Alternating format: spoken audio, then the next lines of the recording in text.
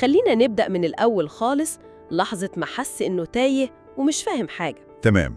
البداية دي يعني فعالة قوي في قصص الرعب، لما كريم أنكر إن كان في حد تاني معاه وبعدين يكتشف إنه موبايله ضايع ويروح يدور عليه جنب تلاجة الموتى.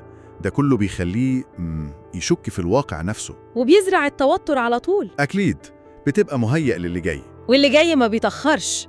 المواجهة اللي عند باب التلاجة دي، لما شاف شخص شبه ياسر بس بارد جدا، وبعدين عينيه اسودت تماما، لحظة يعني فارقة. صحيح، مخيفة جدا، والكلمات اللي سمعها كمان دي مهمة قوي.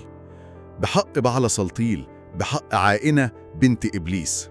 هنا الموضوع خرج عن السيطرة. بالظبط، ما بقاش مجرد إحساس غريب أو هلوسة، لأ، ده تشول مرعب قدامه.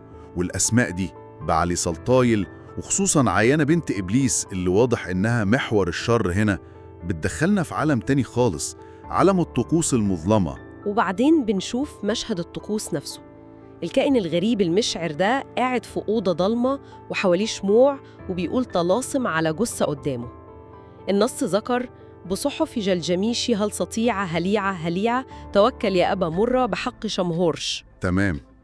استخدام الأسماء دي، يعني جلجميش، شمهورش، حتى لو في سياق خيالي، بيدي للطقس ده زي وزن تاريخي أو أسطوري كده.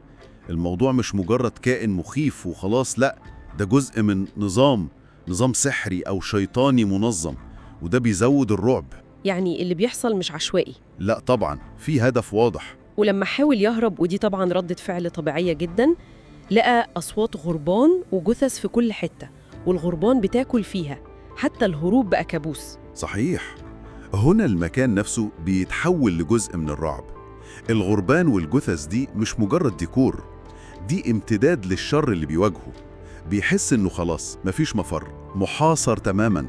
والحصار ده بيوصل لآخره لما بيتسحب بقوة لجوه التلاجة، وبيسمع الهمس المرعب ده: أنت القربان، أنت القربان اللي هرجع بيه عائنة بنت إبليس للحياة.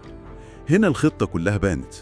بالظبط، دوره اتعرف إنه مجرد أداة في طقس أكبر. والمفاجأة الأكبر لما الجثة اللي كان بيتعامل معاها، اللي هي مجهولة الهوية، بتظهر بشكل وحشي، شعر كثيف، رقبة طويلة، القفص الصدري بارز. يا خبر! وتقوم هي نفسها بطقس دموي، بترسم نجمة خماسية بدمها. تحول مرعب. الشيء اللي كان جامد بقى هو اللي بيقوم بالطقس. وبعدين الأذى الجسدي المباشر للراوي، الاختناق، وإنه يترفع في الهواء، والكتابة اللي على جبهته بريشة، دي مؤلمة